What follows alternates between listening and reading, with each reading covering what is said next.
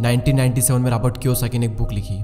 इस बुक ने आते ही मार्केट में धूम मचा दी और बन गई एक best selling book. Robert Kiyosaki के दो पिता थे, एक तो उनके रियल फादर जिन्हें वे पुअर डैड कहा करते थे यानी गरीब पिता, और उनके फ्रेंड माइक के पिता को वो अपना मुंह बोला पिता मानते हैं और उन्हें वे कहते हैं रिच डैड। उनके जो रियल फादर है वो काफी पढ़े लिखे हैं, वो एक कॉलेज में प्रोफेसर है, लेकिन उनकी पूरी जिंदगी में पैसों को लेकर बहुत ही ज्यादा स्ट्रगल रहा और यही वजह है कि रॉबर्ट उन्हें पुअर डैड कहते हैं। और वहीं दूसरी ओर इनके जो मुंह बोले पिता हैं वो कम पढ़े लिखे हैं, लेकिन फिर भी वो एक बहुत बड़े बिजनेसमैन है और एक कामयाब इंसान है, और इसी वजह से रॉबर्ट उन्हें कहते हैं रिच डैड। रॉबर्ट कियोसाकी अपनी book rich dad poor dad में बताते हैं कि जब वे 9 साल के थे तो स्कूल में दूसरे अमीर बच्चों को देखकर उनके मन में भी अमीर बनने की तमन्ना होती थी, और इसीलिए एक दिन उन्होंने अपने पुअर डैड से पूछा कि अमीर कैसे बना जा सकता है। लेकिन उनके जो रियल फादर थे पुअर डैड, उनके पास इसका कोई जवाब नहीं था, और उन्होंने कहा कि तुम अपने दोस्त माइक के पिता से इसका जवाब पूछो, क्योंकि वो तुम्हें इस सवाल का जवाब अच्छी तरह से दे सकते हैं। और फिर रॉबर्ट अपने रिच डैड के पास जाते हैं और उनसे अपना सवाल पूछते हैं, और वहीं से रॉबर्ट की फाइनेंशियल एजुकेशन का एक बहुत ही महत्वपूर्ण सिलसिला शुरू होता है। उनके रिच डैड उन्हें लाइफ की डिफरेंट स्टेजेस पर अमीर बनने के लिए और हमेशा अमीर बने रहने के लिए कुछ इंपॉर्टेंट लेसन बताते हैं। और इसी के साथ इस बुक में वो कई सारी चीजें बताते हैं, जैसे कि पैसों को किस तरह से मेंटेन करना चाहिए, पैसों को काम पर कैसे लगाएं, और ऐसी कौन सी गलतियां हैं जिसकी वजह से गरीब हमेशा गरीब ही रहता है। और इसके अलावा वो बताते हैं कि अगर गरीब इंसान भी इसमें बताई हुई बातों को फॉलो करे तो वो भी जल्दी से अमीर बन सकता है। तो अब हम बात करते हैं उन इम्पोर्टेंट लेसन के बारे में। तो नंबर 1 यहाँ पर आता है कि अमीर लोग कभी भी पैसों के लिए काम नहीं करते।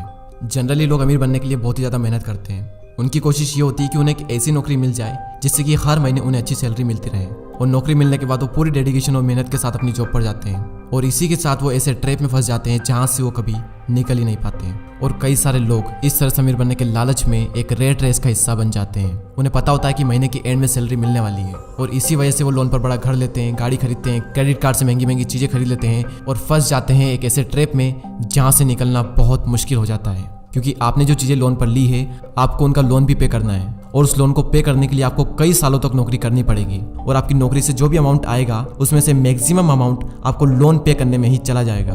और इसी तरह से कई सारे लोगों की जिंदगी लोन पे करने में और नौकरी करने में ही निकल जाती है। अब सवाल ये आता है कि पैसों के लिए काम ना करें तो क्या करें। अमीर लोग जो होते हैं वो पैसों के लिए काम नहीं करते, वो कुछ ऐसा करते हैं जिसकी वजह से पैसा उनके लिए काम करता है। और वो क्या ऐसा करते हैं, इसका जवाब आपको आने वाले कुछ पॉइंट्स में मिल ही जाएगा। लेसन नंबर 2, लोगों को फाइनेंशियल एजुकेशन सिखाना क्यों ज़रूरी है।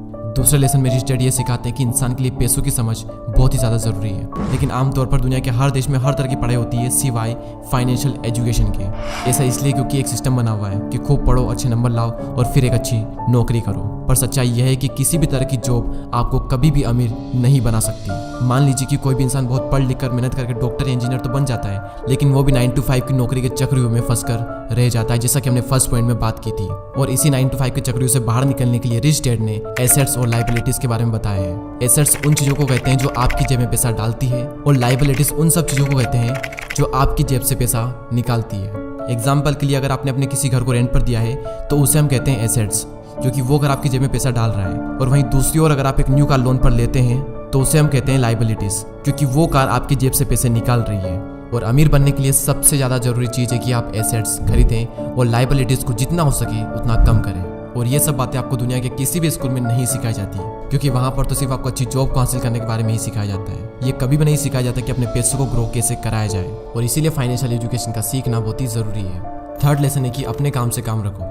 इस लेसन में रिच डैड ने बताया है कि काम से जॉब करने वाला इंसान कोई भी ऐसा दूसरा काम कर सकता है जो उसकी इनकम को बढ़ाए। इसके लिए जरूरी नहीं है कि शुरुआत बड़े लेवल से ही की जाए, क्योंकि हर किसी के पास इतना पैसा नहीं होता।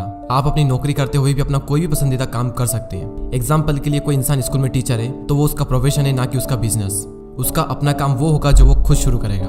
एक बार मैकडोनल्ड के फाउंडर क्रोक MBA के स्टूडेंट की क्लास में स्पीच दे रहे थे। स्पीच के दौरान क्रोक ने वहां पर मौजूद स्टूडेंट से पूछा कि क्या आपको पता है कि मैं क्या बिजनेस करता हूँ। तो सभी स्टूडेंट ने यही कहा कि आप हैमबर्गर के बिजनेस में हैं। और ये जवाब सुनकर क्रोक को हंसी आ गई। फिर उन्होंने कहा कि मैं हैमबर्गर के बिजनेस में नहीं हूँ, क्योंकि मेरा काम रियल एस्टेट का है। ऐसा इसलिए क्योंकि जब भी कोई मैकडोनल्ड की फ्रेंचाइजीज खरीदना चाहता है तो फिर उसे उस जमीन की खरीदारी भी करनी पड़ती है। तुम्हारा रियल एस्टेट बिजनेस, और आप खुद देख लो आज पूरे वर्ल्ड में मैकडोनल्ड रियल एस्टेट का सबसे बड़ा एम्पायर बनकर खड़ा है। तो रिच डैड रॉबर्ट कियोसाकी को सिखाते हैं कि कैसे आज ज्यादातर लोग बाकी सबके लिए तो काम करते हैं लेकिन खुद के लिए नहीं करते। इसलिए इंसान को चाहिए कि अपना फोकस खुद पर भी करें, लेकिन इसका मतलब ये बिल्कुल भी नहीं है कि आप अपनी नौकरी छोड़ दें। वो तो ये कहना चाहते हैं कि आप अपनी नौकरी के साथ साथ आप अपने एसेट वाले पहलू को भी मजबूत करने पर फोकस करें।